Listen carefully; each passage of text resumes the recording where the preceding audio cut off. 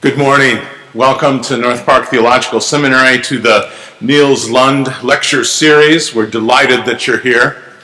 Dr. Lund was Dean and Professor of Bible from 1922 to 1954 here at North Park. He was a 1910 graduate of the seminary, and he wrote a groundbreaking book in 1942 entitled Chiasmus in the New Testament. It continues to be read and used by scholars today. It was reprinted in 1996, and then in 2012, North Carolina Press reissued it as an ebook. So it continues to inform, and it brings us to our lectures today in his name. The Anderson family in 1960 established this lecture series, but it's the very best of doing Bible and doing theology for the church. And we're delighted to open this series once again, to welcome each of you, to welcome our live stream audience, and to just celebrate the scholars we have among us today and then at the coming symposium. But Dr. Tremper Longman and Dr. Beverly Gavetta, they represent the very best of this doing theology and Bible for the church. And so I'm going to invite our own Max Lee to come and introduce the speaker of the morning.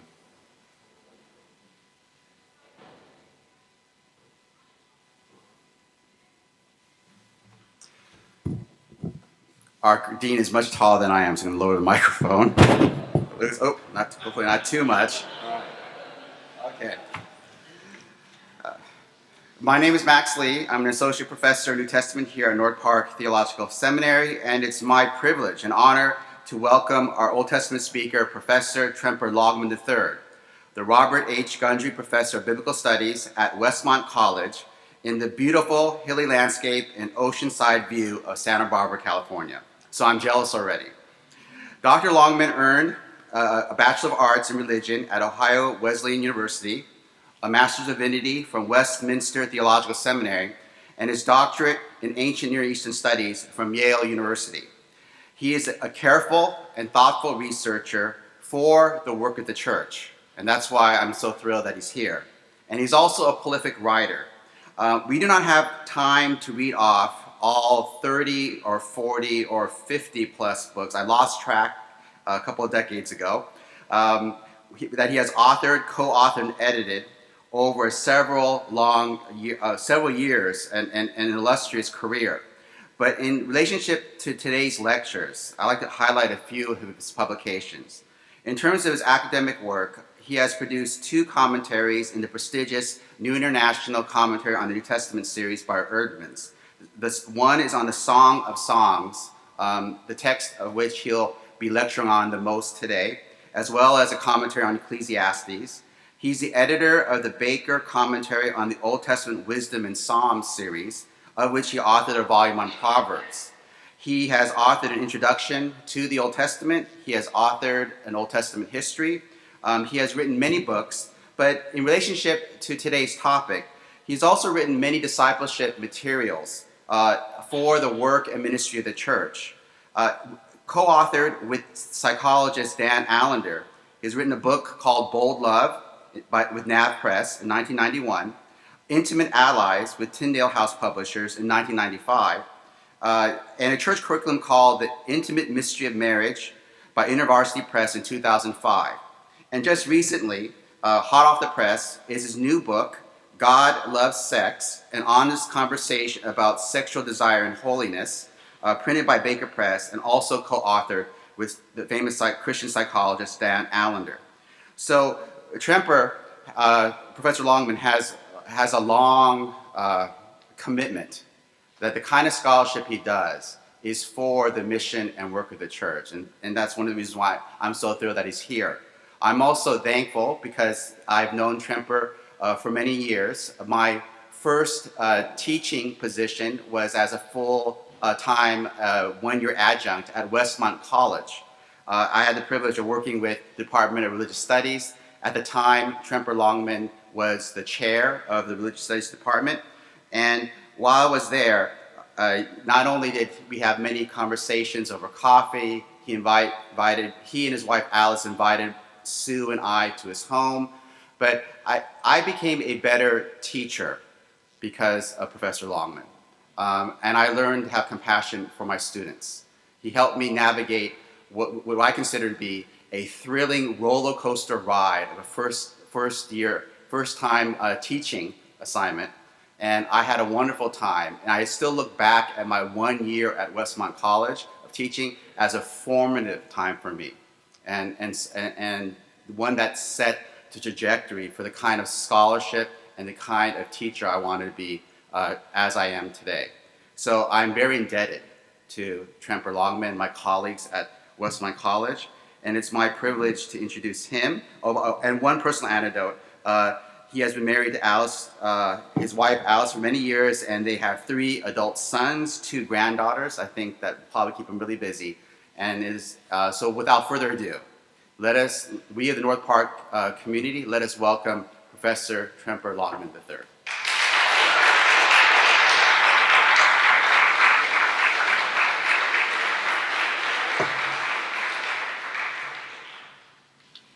Well, first of all, thank you, Max, and it's great to see you again, and that was a fun year for all of us when you were there, and so wonderful to be here at North Park. Many of your faculty I've known for many years, probably starting with Klein Snodgrass back there in the back, whom I met 30 years ago, who was the, were they calling you president of the IBR back then, Klein, or headed, but that's a role I am presently playing. So he's been a role model for me, and of course, Bob Hubbard. You're not here, are you? I know he's retired, probably on a beach somewhere, sipping a margarita. But and so many others. I'm looking forward to catching up with my friends here at North Park and to explore your beautiful campus. It's great, my first visit here. So I chose for a topic for us this morning, and it's really a 2-part lecture on the Song of Songs. The reason why I've chosen to focus on the Song of Songs is because, it's because I wrote a book on it, yes, but it's also, the reason why we wrote a book on it is because sexuality is such an important topic. Not that our book or my talk is any kind of survey of all the important / controversial issues of sexuality. We're not going to do that kind of thing. But we're going to look at the Song of Songs as a resource for Christian thinking about sexuality. We are, after all, sexual beings. God created us as sexual beings. As we read Genesis 1 and 2, well, particularly both Genesis 1 and 2, we see that gender and sexuality is a part of the creation, not a part of the creator, which is a very radical idea in the ancient Near East. Yahweh is the only bachelor god in the ancient Near East. All the other gods and goddesses are gendered, they engage in sexuality, they have children. But sexuality is a part of the creation. Indeed, in Genesis 1:27, when it talks about us being created in the image of God, it's male and female. Male and female, he created them in the image of God. In other words, both male and female reflect who God is, which is why there are female metaphors of God as well as male metaphors of God used later in Scripture. God is a mother in Psalm 131 and Isaiah 60 through 66. God is a woman teacher in the book of Proverbs. I argue in my commentary on Proverbs that woman wisdom, yes, is a personification of Yahweh's wisdom, but due to the fact that her house is described on the highest point of the city, which is where only the temple can be, is an indication that ultimately woman wisdom stands for Yahweh himself, and woman folly, whose house is also on the highest point of the city, represents all the false gods and goddesses that vie for Israel's attention. So Genesis 2 describes the creation of Eve from the side of Adam, not the penis bone, as Zioni Zevit recently argued in his interesting book that just came out with Yale University Press a couple months ago, but rather from the side or rib, and indicating, as I think the rabbis said, and even the great Baptist preacher Spurgeon picked up on, the significance of that isn't, as Hugh Ross of Reasons to Believe says, that's where you get the best DNA. That kind of concordous approach, Genesis 1 and 2, I think is fraught with all kinds of difficulties, but rather it's simply representative of the fact that the woman and the man are equal with each other, not from the head, not from the foot, but from the side. She is indeed a helper corresponding to him. I think an even better translation would be an ally. An ally. The word Ezer is used of Yahweh himself, who is Israel's Ezer in the conflict of life. You might argue that there is no hostility yet to be an ally. Ally is a military term, but I would suggest that indeed Adam was charged to protect, shamar, the garden, and full awareness that there would be threats to the garden already, represented by the serpent who appears in Genesis 3.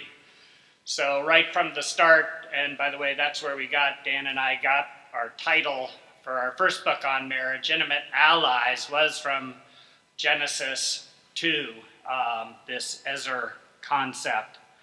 Well, in any case, in Genesis 2:24, God establishes, and I believe this is correct, that Genesis 2:24 is an origin text for the establishment of marriage as an institution, which is defined as leaving parents, being united to your spouse, and joining together in one flesh relationship. What I call leaving, weaving, and cleaving. And notice the interesting absence of a fourth category here, heaving in childbirth. You know, that having children is not, sort of a defining part of marriage. And indeed, as we turn to the Song of Songs, the reason why I'm dwelling, by the way, here at the beginning on Genesis 2 at some length is because we'll see, especially in the second talk, that the Song of Songs is really written in a way that echoes back to the Garden of Eden. Phyllis Tribble pointed that out, and I'm going to bring some of her insights into play in the second talk and maybe develop it slightly further than she does. But Genesis 2 is an important background text to the Song of Songs. All right, so we are created as sexual beings, and so it would be surprising if the Bible didn't address sexuality, since Scripture is canon, by which, of course, we mean it's the standard of our faith and practice. But as far back as we could go back to the 1st century AD in terms of seeing interpretive trends. The history of interpretation for the Song of Songs begins in the 1st century AD. And boy, do we wish it would go back even further, of course, so we would know with a little bit more solid evidence how it was received by the original audience. I had class last week where we were talking about Genesis 1 and 2, and a student in the back asked, well, what did the early Jews think about this?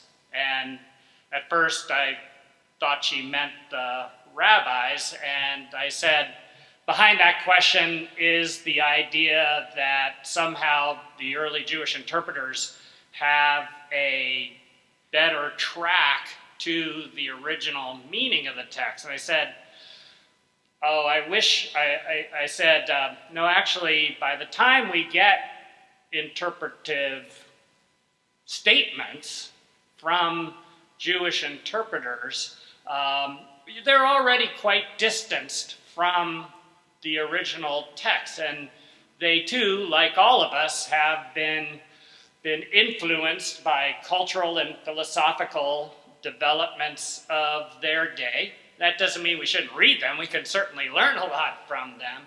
But don't think of them as some kind of direct line back to the original meaning of the text. We have to engage that question using different tools, including genre analysis, study of ancient Near Eastern parallels, etc. She came up to me afterwards and said, no, I meant the original audience. I said, well, I'm sorry, we don't have anything going back that far. So this is also to explain, to provide a background for what I'm going to do now, because the first important question, and by the way, I've given you an outline of sorts. It's kind of like a rough catalog of the flow of my thinking through this, but the most important aspect of the handout is some quotes there that I'll be reading to you, and you can follow along with me. And by the way, when I quote from the Song of Songs, I'm quoting from the translation in my commentary. I was also in charge of the translation of Psalms and Wisdom literature for the New Living Translation, and let me just put it, and along with some other very excellent scholars who worked with me on them. But let me just say that for public translation purposes, it got toned down to PG-13.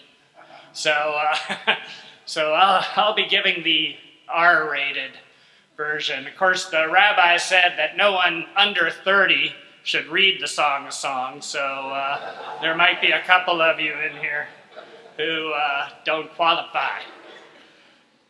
All right, so let's approach the question of the genre of the Song of Songs from the perspective of the history of interpretation.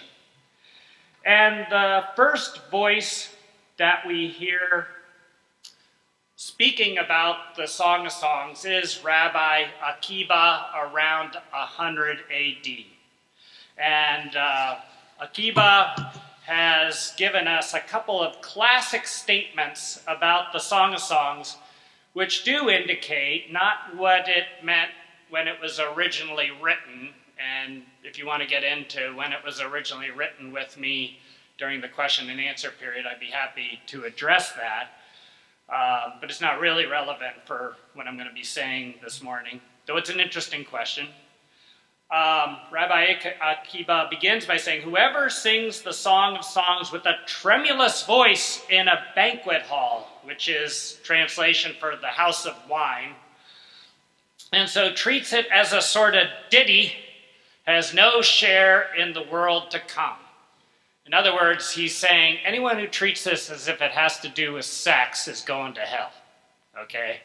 To paraphrase. Give it the New Living Translation version. Now, a second classic statement by Akiba is the following. God forbid. Now, he's referring to those, and there were those who were arguing that the Song of Songs did not render the hands unclean, which is the Jewish terminology for what we would call canonical. In other words, if you come into contact with something holy, it renders you unclean.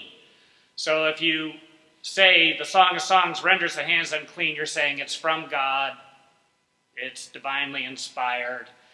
And on a practical level, it simply means you wash your hands before you open the scroll, and then you wash them afterwards. And Daniel Boyarin, the rabbinic scholar, wrote a very interesting article about this, saying that it served a very practical purpose for not letting the rabbis eat or eat and then handle the scrolls and leave food particles on the scroll so the rats will eat it. Very interesting. But to those who would deny that the Song of Songs renders the hands unclean, Akiba says, God forbid, no man in Israel ever disputed about the Song of Songs. And with that kind of statement, you know there are a whole bunch of people who do. That he should say that it does not render the hands unclean.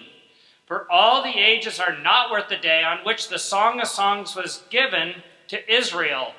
For all the writings are holy, but the Song of Songs is the Holy of Holies. Okay? And the reason why it's the Holy of Holies, of course, is because the predominant Jewish interpretation from this time all the way to the mid-19th century argued that the Song of Songs was some type of allegory. And in particular, a historical allegory. It told the story of Israel. The man represents God. The woman represents Israel. And so in the Targum to the Song of Songs, chapter 1, verses 2 to 4, which says, "Let him kiss me with the kisses of his mouth, for your love is better than wine. How wonderful is the scent of your oils. Your name is poured out oil. Therefore the young women love you. Draw me after you, let's run. The king has brought me into his bedroom." That this is a reference to the Exodus from Egypt. And if you adopt an allegorical reading of the Song of Songs, it makes perfect sense. Israel, the woman, is asking God, the man, to bring her into his bedroom, which can be none other than the Promised Land. And so the interpretation of the Targum continues along this line, so that the woman saying, "Don't look at me because I am dark," that is a reference to the sin of the golden calf, on and on and on. Now, this kind of interpretation is picked up by early Christian interpreters, and our first little snippet of commentary comes from Hippolytus around 200 AD. And his interpretation of Song of Songs 113 becomes standard throughout the Middle Ages. "My lover is to me a sachet of myrrh lodging between my breasts." And Hippolytus says, yes, this is a reference to Jesus Christ, who spans both the Old and the New Testaments. Okay. Now that's a little bit, typically it's the woman is, well, the woman is the church, and Jesus is typically associated with the man, and it's either a discussion, so the Song of Songs becomes an allegory of the individual Christian's relationship with Jesus or the church's relationship with Jesus. Now, as my Yale professor, Marvin Pope, who of course wrote a classic Anchor Bible commentary on the Song of Songs, says in his commentary, Origen did to the Song of Songs what he did to his own body. Okay, now we know who studied church history in the room. Origen, of course, and we are in a time period, and I'll come back to talk about this more, where the body and the soul, or spirit, are seen at odds with each other. So to promote the interests of the spirit, spiritual formation included the neglect and even the abuse of the body. And so Origen, who struggled with sexual desire, took the radical step of of castrating himself. And so what Pope is saying is that Origen, through his interpretive method, de-sexed the song. Now I see a whole bunch of people under 30 entering the room. But they're still going to get the R version. Okay, probably keep their interest. And we have to remember that I think women tended to get married when they were 13 or 14 back in the day.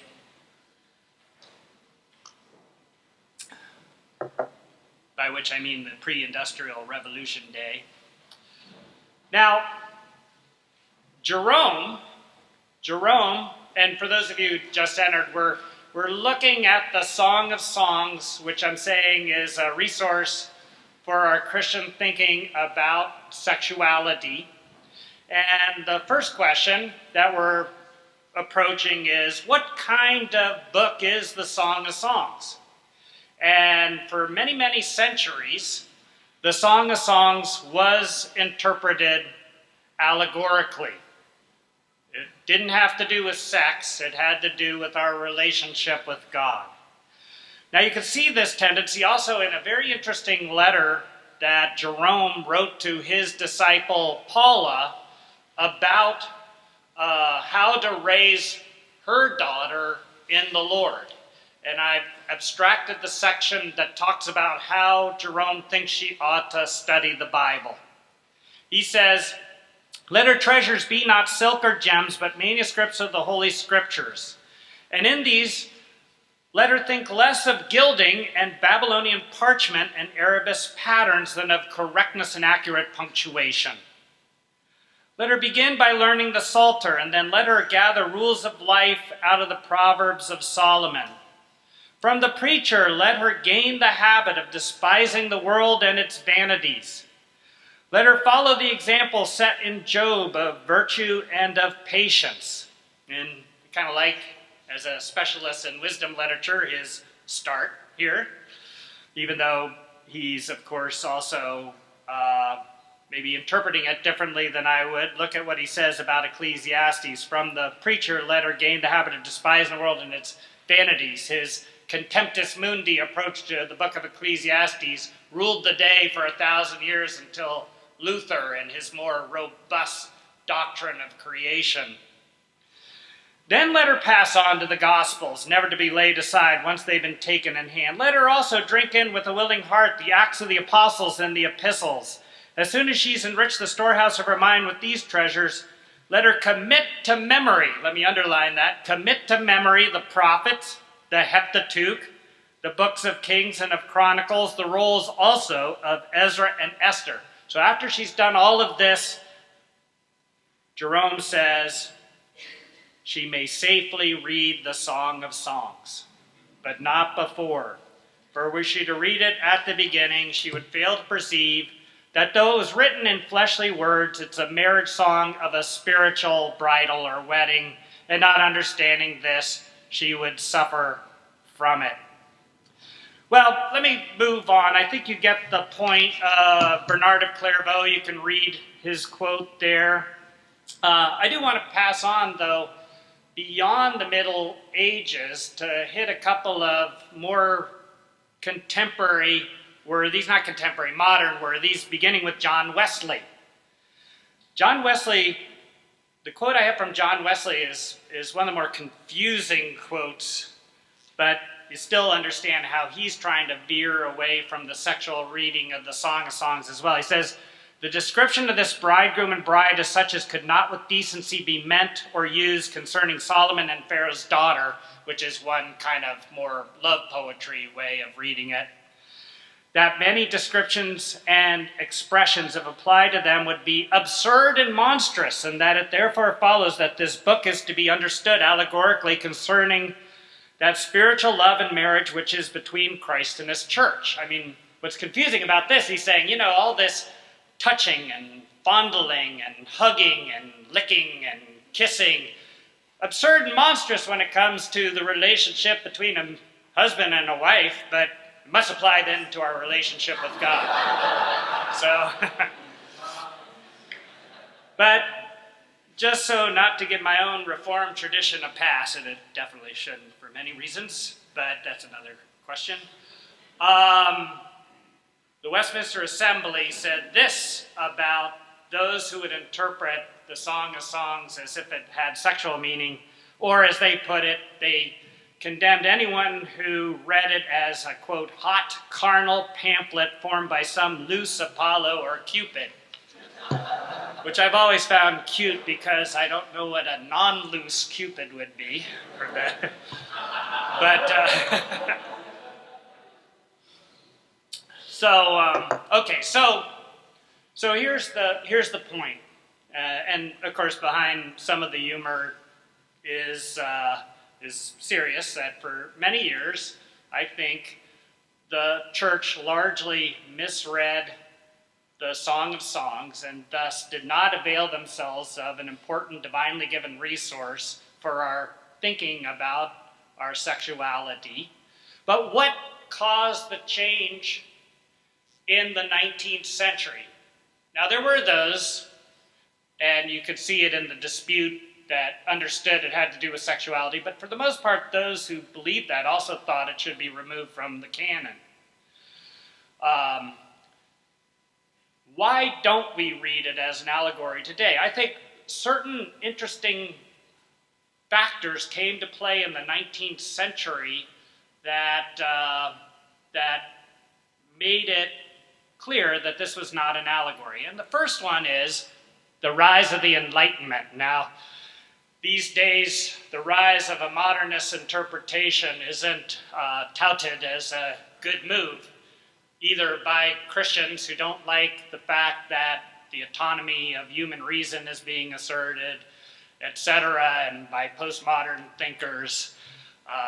And indeed, postmodernism, I think, has helpfully undermined the kind of triumphalism of a modernist mind view, to be sure, though I personally, and this is another lecture, don't think Christians ought to jump on the postmodern bandwagon while appreciating I think Christians can be successfully pre-modern, modern, and postmodern, but that's just me. But what about the rise of the Enlightenment mentality, the rise of modernism and historical criticism in the 19th century? Well, you had to justify your interpretations. They weren't just sort of passed down from teacher to student. And I have in my mind this little fictional vignette of the first modernist student of a pre-modern teacher who turns to his student and says, yes, Song of Songs 113, the sachet of myrrh lodged between the woman's breasts is a reference to Jesus spanning the Old and New Testament. And then the modernist student looking at his teacher and go, really? Well, if that's the case, which is the old and which is the new?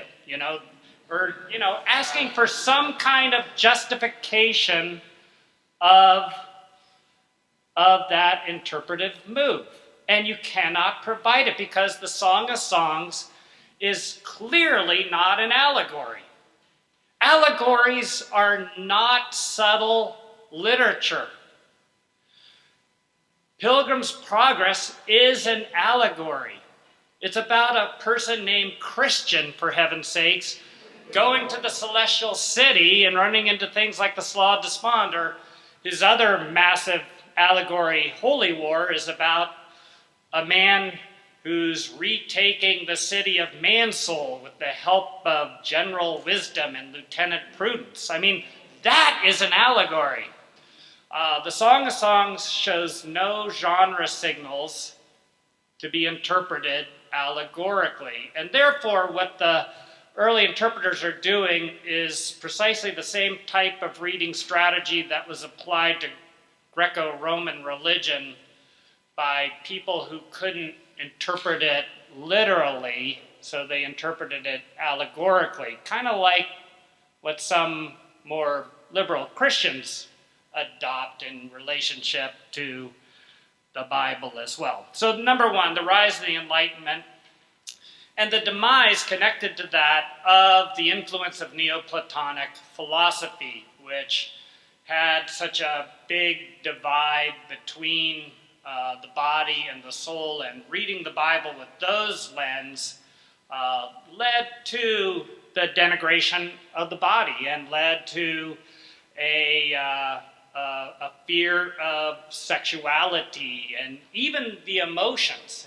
And we still have a little bit of a Neoplatonic hangover in our churches, but that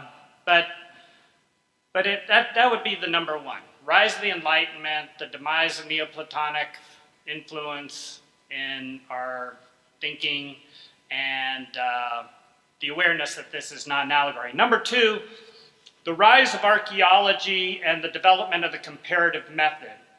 You know, modern archaeology began in earnest around 1800, at the beginning of the 19th century, with the Napoleon's invasion of Egypt.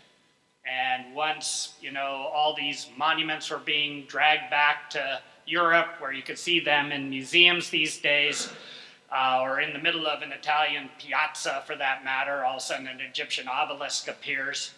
That fueled the imagination of Europeans who began doing archaeology, rediscovering ancient languages and literatures, and among those literatures were love poems, and in particular Egyptian love poems. And we don't have time to read them now, but they share many of the motifs, many of the kind of garden imagery. It's a monologues or dialogues between an unnamed young man, unnamed young woman. And scholars saw pretty quickly that these were similar in genre to the Song of Songs, and that they didn't have religious import. Number three, as Europeans come back into contact with the Middle East, they set up diplomatic missions in places like Damascus and Cairo. And European diplomats go to functions like state weddings. And there's a very interesting correspondence between the German consul general in Damascus, a man named J.G. Wettstein, with the famous biblical scholar Franz Delitzsch. And Delitzsch reproduces one of the letters in the introduction to his still popular commentary on the Song of Songs. And basically, and again I'm paraphrasing, he writes, "Dear Franz, just came back from a wedding. Here's a little snippet of a song that they sang at the wedding." And then it's very similar to Song of Songs 4, which we're going to look at in just a moment, and describing the woman's body from the head down. And he goes, "Sounds like the Song of Songs, and it is sung in prelude to lovemaking, to the wedding night." So all these things kind of conspired together to move Jewish, Catholic, and Protestant interpreters away from an allegorical reading of the song to a human love poetry reading. So over the past, say, 200 years, especially within evangelical Protestantism, the raging debate about genre, and I'll be briefer about this, has to do with whether the Song of Songs tells a story or whether the Song of Songs is an anthology of love poems. Now, again, I'll be brief here, and you might want to push me about this during the question period if you'd like. To make it work as a story, whether it's a 2-character story or a 3-character story, you have to read an awful lot into massive gaps. Now, reading any biblical story, you have to read in the gaps. But the gaps that are presented by the Song of Songs, if it is a story, are massive. So that you have a debate within the sort of narrative approach as to whether there are 2 characters or 3 characters. Is this a story about a couple who meet and court, get married, go on a honeymoon, have a fight, and reconcile? Or is it about a man, maybe Solomon, who is luring or has taken, in Ian Proven's recent commentary, a shepherd girl into his harem, but she maintains her love for the shepherd boy back home? Now, if I were going to go the story way, that's the way I'd go. That's a more interesting story. But, but in either case, you have to read too much into the song to make that work. So I think the best understanding of the Song of Songs is that it is an anthology of approximately 23 love poems. Now, I'm not going to live or die on the 23, and that's not important for interpretation, but it is a song of songs. It's a song. There is a coherence to the song provided by a kind of consistency of characterization. And we'll talk about the significance of the fact that the man and the woman aren't named, an unnamed man and unnamed woman. But as you read through it, it's not as if you're thinking that they're different men and different women, and you shouldn't. It's just a man and a woman. I will argue later that the reason for this is that actually the readers are supposed to identify with the characters, kind of like how when you read a psalm, yeah, on one level you may think of David singing the song, but David or the psalmist composed the song, so you become the singer of the song. So you have the consistency of character. You have 2 or 3 refrains, one of which we'll look at closely in the second talk. Don't awake or arouse love until it so desires. And your right hand is under my head, and with his left hand he embraces me. And then you get sort of echoes between Song of Songs 1 and 8. That's the only place the brothers appear, etc. So there is a song quality, what Grossberg calls, well, I always get centrifugal and centripetal mixed up. The one that draws it together, the coherence. But there's also a kind of, an awareness that these are different songs. It's a song composed of multiple songs. I think it's a double entendre, by the way. I also think it's right to think that this is the most sublime song of all. Well, so this has, of course, big ramifications on how we teach and preach the song, by the way. If it's a story, you got to tell the whole story and draw your points from the story. And so your interpretive thrust is to create the story. You think it's there, but you have to bring it out. You have to explain it. But if you think it's an anthology of love poems, then you spend all your time sort of speaking about the emotions expressed, unpacking the very potent imagery of the song, etc. Well, I thought what we'd do this morning in this first talk is take a look at one of the poems that illustrates the central theme of the Song of Songs. The Song of Songs, in the first place, its major theme is a celebration of sexuality. It's a celebration of sexuality. And I've chosen for us to read through together Song of Songs 4:1 through 5:1, one of the longer poems, but it's typical to 3 others. And in this poem, the man speaks, which is, by the way, the woman speaks much more than the man. And that's an interesting observation about the Song of Songs, that the woman is more the initiator, pursuer of relationship than the man is. Not that that's providing some kind of norm, but it certainly undermines some particularly evangelical Protestant ideas about, relationships. But this, and, in the second talk, I'll pick one where the woman is speaking more, but this is a descriptive poem, like the Arab wedding song. It's a prelude to lovemaking. It's one, as I say, of 4 such descriptive poems. The one that we'll read next hour is the woman speaking about the physical beauty of the man. It's equally erotic and sensual. That's the one thing you should notice about this poem. It's extremely sensual. love is not an emotion in the Song of Songs. I mean, behind the word for love in the song is a word that implies physical intimacy. Now, of course, behind the physical intimacy is the emotion of love, but the emphasis is on love making. And indeed, this poem is describing the beauty of the woman from the head down to the garden in which there is a fountain. We'll wait till we get there. All right. So it begins, "Behold, you are beautiful, my darling. Behold, you are beautiful, and your eyes are doves behind your veil." Now, it's a beautiful statement, but if you try to pin that down as to what it means, it's very difficult. What does it mean, your eyes are doves behind your veils? In what way can eyes be like doves?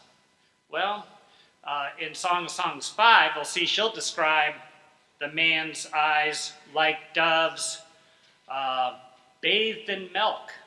So it seems to be some kind of reference to her pupils, but exactly what it means is difficult. "Your hair is like a flock of goats streaming from Mount Gilead." Now, it's an interesting, and I had a student do a doctoral dissertation under me looking at geographical references in the Song of Songs. And of course, this is an obvious one because we know Mount Gilead is a kind of a head-like mountain. But some of the other geographical references are more difficult. "Your teeth are like a flock of shorn sheep coming up from a washing. Each is paired, not one of them is missing." Okay? Now, of course, from your chuckles, you realize this would not be very successful as a modern compliment. But in a day of no dental care and coarse grains, this was very attractive to the man. We should avoid Bernard of Clairvaux. Here's where Bernard of Clairvaux I was going to mention. He preaches a sermon on this verse and says, yes, the woman's teeth are strong. Remember, to him, the woman is the church. And he goes, and ready to gnaw the bones of heretics. So that's his take-home message. By the way, there were more commentaries written on the Song of Songs during the Middle Ages than on all of Paul's writings combined, which I think is a symbol both of the fact that they think it's the most sublime spiritual song of all. No, I won't go on and say why else I think they spend so much time with this book, but it goes, like a scarlet thread are your lips, and your mouth is desirable.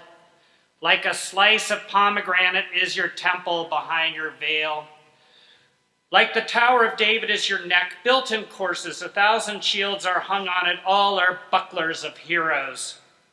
The shields, the ornamental shields hung on the outside of the tower would be like a necklace hung around the woman's neck, which is interesting to read the Song of Songs in terms of its references to cosmetics, and we'll see for the male as well as the female, in reference to jewelry.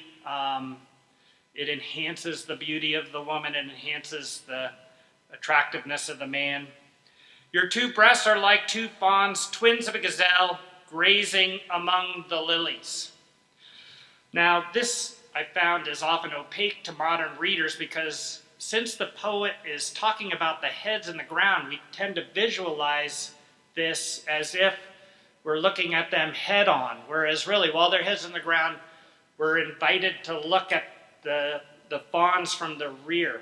You know, their rounded rears and their nipple-like tails make sense.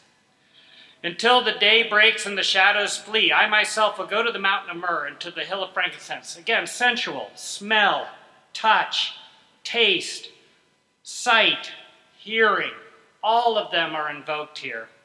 You are totally beautiful, my darling. You have no blemish. With me from Lebanon, my bride. With me from Lebanon come. Come down from the top of Amana. from the top of Senir and Hermon, from the dens of lions, from the heights of leopards. And here I like to remind people that this is poetry. You know, it's not talking about an actual woman up in some, you know, lion den. This is a way of saying, as long as you're away from my embrace, you are in danger. So come seek, you know, the warmth of my embrace. I can't read this too without remembering working on the NLT of this passage, and we had the rightly famous Eugene Nida come in and advise us, and he was going over my work on this, and Nida said, you can't translate it from the top of Amana. And I said, you have to translate it from the top of Mount Amana. And I said, why? He goes, because everyone will think it's a refrigerator. Back then there was a refrigerator called the Amana refrigerator. And I go, really? Okay, so I didn't put mountain in here.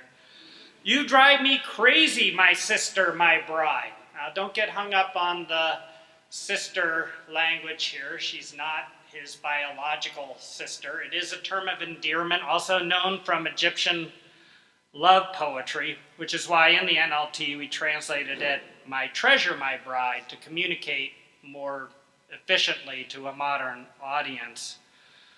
You drive me crazy with one glance from your eyes, with one jewel from your necklace. And now we come to the garden. The garden is a well-known image of a woman's vagina. And notice in verse 12, he says, you are a locked garden. She's a garden who has not been entered yet. You are a locked garden, my sister, my bride. You are a locked garden, a sealed fountain. Your shoots are a garden of pomegranates with choice fruits, henna and nard and saffron, calamus and cinnamon, with every kind of incense tree, myrrh and aloes. I mean, this is the most fantastical garden ever. With all kinds of chief spices. You are a garden fountain, a well of living water streaming down from Lebanon. That imagery of fountains and springs remind us of Proverbs 5 as well. The woman then speaks, and she says, wake up, north wind, and come, south wind, blow on my garden, and let its spices flow forth. Let my lover come into his garden and eat its choice fruit. This is, of course, a very poetic way of saying yes. And that she's unlocking her garden to him. And then the man says, I've come into my garden, my sister, my bride. I've gathered my myrrh with my spices. I've eaten my honeycomb with my honey. I have drunk my wine with my milk. And of course, he's celebrating the fact that she has allowed him to enter her garden. Then the chorus comes in. Now, the chorus functions in a couple ways in the Song of Songs. First of all, they are disciples of the woman in the matters of love. And we'll come back to that in the second talk. But here they serve the function of encouragement, kind of a third-party societal, this is good. And they say, eat, friends, drink, be intoxicated lovers. Okay, so that's a look at one poem, and I just have a few minutes left before I open it up to questions. And just a few general comments again at this point about how to use it. We're going to look in the second talk at what I would call a secondary theme, which is a warning about sexuality, about the intimacy of physical touch. But at this point, the major theme is celebration. Now, the song is not a how-to book, as some people have made it out to be, some popular writing on the Song of Songs, including a book called Solomon on Sex, turns it into kind of a sex manual. In its metaphors, though, it does proclaim the mutuality, the passion, the exclusivity, the totality and beauty of human love and intimacy. While our general society treat sex as an idol, the church has always had a tendency, less so today than, say, in the Middle Ages, but to consider it taboo. I mean, I remember early in my teaching career, when I was working on my Song of Songs commentary, I got an invitation from one of my students. I was teaching at Westminster Seminary, and one of my students invited me to teach the Valentine's Day sermon at his church on the Song of Songs. And I thought, yeah, all my colleagues are heavily sought after on Reformation Day. I'm the Valentine's Day speaker, and said, I can deal with that, all right? But about a week before I'm supposed to go and preach, I get a call from him, and he says, Tremper, I'm sorry, the session met, they saw you're preaching on the Song of Songs, they are disinviting you. And I said, really? So much for the whole counsel of God. But it's kind of an illustration of our reticence to talk about sexuality as couples, as families, as a church. And if we don't talk about it with each other, then where are we going to learn about it? Well, we're going to learn about it out there. Speaking about within families, I was very nervous to talk to my oldest son, now 37, but when he was 12, I decided it was time to tell him about the facts of life. So I took him down, we were living in Philadelphia, I took him down to Washington, D.C. I was just in Washington, my kids live in D.C. and Hartford with them all. I was recounting this with Tremper, the fourth. And I said to him, you remember when we had this talk? And he goes, sure, I do. And I said, you remember when I said, Tremper, I want to talk to you about the birds and the bees? And you responded, sure, Dad, what do you want to know? So in other words, it wasn't news to him. So I took my next son when he was 10, and the next son after that when he was 8. But you see, again, let me put it this way at this point, I'll develop this more in the next talk. If the Song of Songs weren't in the canon, then there might be reason to think about it being a kind of taboo, dirty, problematic subject. Because there is such a big emphasis in the law, and also in the New Testament, about sexual excessives and the need to exercise self-control there. So let me just conclude this first talk by opening up to questions by simply saying that the Song of Songs is a wonderful celebration of God's gift of sexuality to us as his human creatures. So I was told to talk for about an hour and then to open it up for questions.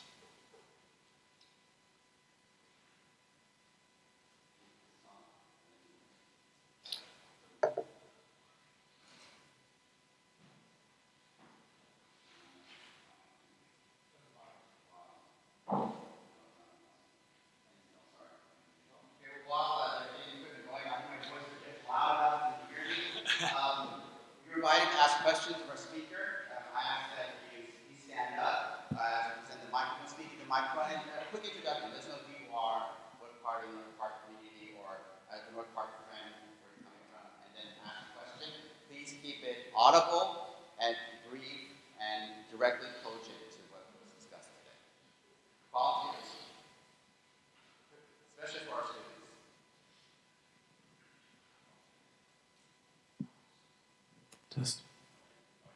Thank you. Questions? Yes, we have one in the back.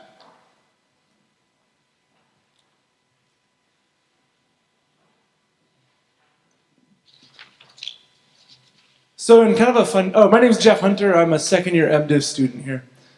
In a fun coincidence, I just did a short paper that was looking through commentaries on this, on the Song of Solomon. And they were making an interesting distinction that pretty much all of the modern interpretation says this is ancient love poetry and should be read as such. Yeah. But the reason it was canonized is because of the allegorical interpretation. And so I was just wondering what you would say about, is there any room to go back to some sort of allegorical interpretation? Or how does this tell us about our relationship with God? Wonderful questions. And in terms of the first one, was it canonized because it was allegorical? The honest answer to that question is we have no clue, because by the time we have discussions, what is fair to say is by the time we have a discussion about its canonicity, which is 90 AD at Jamnia, that's the first time you see any kind of extant discussion of canonicity. And the answer is it was justified at that point because of an allegorical interpretation.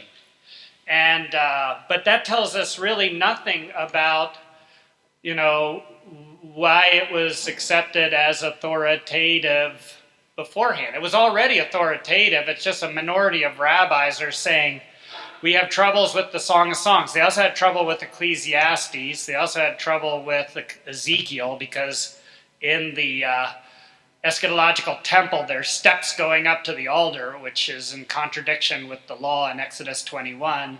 They also had problems with Proverbs because it contradicts itself in 26, 4, and 5.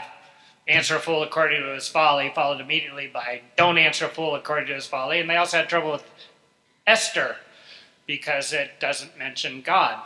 So we don't know why. It had already been accepted as authoritative long before. Now, so I would say, since I don't think the Song of Songs could have been originally received as an allegory, it doesn't show any markings of an allegorical interpretation has to be imposed on it. I would say that, and canonicity is something too that is an inherent quality of a book. It's not something conferred on a book. We can talk about the recognition of canonicity, but it's not essentially a status conferred by the synagogue or church. It's something that the church recognizes as a quality, and that's an important theological distinction. Now, after waxing eloquent on canon, what was the other part of your question? Oh, yeah, and that's a large part of my next talk, because I do think there is definitely a theological dimension to the book, but it's not an allegorical. You don't achieve it through an allegorical interpretation. But I'll address that in the next talk. Any other questions? Oh, yes. Hi, I'm Jonathan. I'm an MATS student. What do you think of the notion that Song of Songs is in some way, maybe subtle, a criticism of or a polemic against Solomon? Especially I'm thinking of, I know the root of his name shows up all over the place, but especially 8:12 where it says, you Solomon keep your 1,000 and I have my very own. Well, it's interesting. The whole question of Solomon's connection to the song is I think a complex one. He's mentioned Song of Songs of Solomon, which connects him in some way with the song, not necessarily as author, and I don't think it was written by Solomon. But somehow it is connecting to Solomon. Then it's mentioned in chapter 3, here comes Solomon's wedding procession, which I think is honoring the institution of marriage by talking about the grandeur of the ceremony. There are ways of reading it which would make this critical of Solomon. He has 60 guards to protect him against the terrors of the night. Makes him look like kind of a sissy chicken. But on the other, that terrors of the night is an interesting idea, which may be alluding to demonic forces that attack a newly married couple on their wedding night. I think it's the biblical book of Tobit that talks about the night terrors that kills the husband in that intertestamental book. And then, of course, you get chapter 8. Some people translate in chapter 1 the tent curtains of Solomon. I think it's probably the tent curtains of the Arabic tribe, Salma. But all that to say, if there is a criticism of Solomon, it would be much after the time of Solomon, not at the time of Solomon. But it could still be construed as a criticism of the monarchy. It's possible. It'd be worth exploring that further. There's an interesting new book out on Ecclesiastes, which looks at Kohelet not just as Solomon. I forget the woman's name who wrote it. It was a dissertation. Maybe some of you know it, but I cite it in a chapter of a book I've just written. I wrote the chapter, somebody else edited the book. But she sees the figure of Kohelet there, not just of Solomon, but of all the monarchy. I argue against that. I don't think Kohelet is Solomon. I think the writer is making an association with Solomon because he was the richest guy, the wisest guy, the guy who had the most pleasure of anybody. He was I like to say he was the Bill Gates, the Deepak Chopra, and the Hugh Hefner of the day. And even so, everybody knows his story. His story is he ended up an apostate, splitting the nation in half. So it's a kind of moral tale of trying to pursue the dangers of trying to pursue the meaning of life through anything under the sun. You have to put God first. But she argues that it's not just Solomon, but Solomon's the only one that's connected with the immense wisdom that Kohelet is also associated with. So my point of bringing that up is that there have been arguments that both the Song of Songs and Ecclesiastes are anti-Solomonic / monarchic, and there may be something to that. We have some other questions from any students? I'm going to give preference to the students if you don't mind, although I just snubbed our own dean, academic dean. Oh, wait, online. Oh, sorry. Okay, so actually, let me ask online question. Thank you. Stephen Chester, academic dean, but I'm moderating the discussion for our online viewers, and it's picking up the first question really. Peter, one of our people who's listening online, is asking, you're making a strong case for a literal reading of the Song of Songs rather than an allegorical one, and that being the right approach. But if the history of the interpretation of this text is largely one of misinterpretation, what do we do with those centuries of misinterpretation? Do we simply discard it? Or is there a way in which allegorical readings as allegory can still be useful in some way? Yeah, that's a great question. And for those who want an argument in favor of the continuing relevance of allegorical interpretation, I would suggest a book written maybe 25 years ago by my former colleague Moses Silva called Has the Church Misread the Bible? And he argues in there, in one sense, yes, but in another sense, no. And again, that's where I'm going to leave it for now, because as I said to the question in the back of the room, I am going to address this question pretty directly at some length in the second talk. And then if Peter, the online person, wants to follow up with a question, I'd invite them to do it then. I'm Tyler Allen. I'm a first-year MDiv student, and my question is dealing with the idea of story versus anthology combination there. And so I guess what's sort of the scholarly breakdown of how, whether people agree with that versus anthology, that sort of thing, as well as what are the implications if you're preaching in a church or something and you're preaching it from a story versus an anthology? What are the negative and positive ramifications of that? Yeah, great question.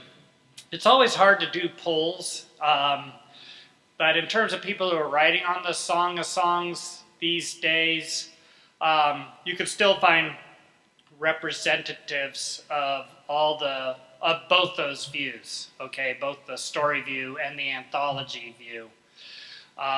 Probably the best recent commentary that would adopt the story view is Ian Proven's commentary in the Nyvac series, which is a series that your Jim Bruckner also contributed to, and which is a really good series because it not only talks about original meaning, it also talks about contemporary significance. So Ian adopts a kind of three-character approach. I was his editor too, so I pushed back a little bit. I knew I couldn't change Ian's mind. He's a strong-willed Scotsman, but he also is my co-author for that biblical history of Israel, so we're very good friends. But he argues that it's a story about Solomon taking a shepherd girl into his harem, but that she maintains her love for her boyfriend back home, and so it becomes a story of a protest against coerced love, so to speak. So I think that's probably the best, but as I said, the biggest problem with it is that you have to read an awful lot into the text to make it work. Now, the counter that's typically addressed to those of us who adopt an anthological view, which I think is probably the dominant view these days, Cheryl Exum in the Old Testament Library would adopt this approach. Marcia Falk, love lyrics in the Bible, and if I had my bibliography in front of me, I could name a few others. Golder. Now, the difference between us is that we identified a different number of songs. And the counter is, well, if it is an anthology, wouldn't you be able to agree on the exact number of songs? And my counter to, so I say 23 songs, Fox says 31 songs, I forget what Cheryl says, but there's, and Golder says there's 6 songs. I would say no, because there are some that are clearly, kind of bounded, but others kind of do flow into each other, or could be made to flow, and the gap is less extensive, shall we say, between some of the songs. And it makes no difference in terms of interpretation. You still adopt the same interpretive approach, whether there are 6, 23, or 31 poems. The difference is, if you're preaching it as a story, then whenever you preach from a story, I think this is one of the interesting things about preaching from, say, Job or Ecclesiastes, which do have a more narrative feel to it. I think it's really hard to preach a series from Job or Ecclesiastes over an extended period of time, because you always need to come to the same punchline. You always, if you're preaching on Ecclesiastes, you should always bring in the epilogue, 12:8 through 14. If you're preaching on Job, you really got to take it to the Yahweh speeches. But so whenever you're preaching on a story, an episode within a story, you got to situate it within the broader story. Whereas if you're preaching on a poem, like a psalm, you can really focus in on that song, that particular poem, and not worry too much about the neighboring ones. Great.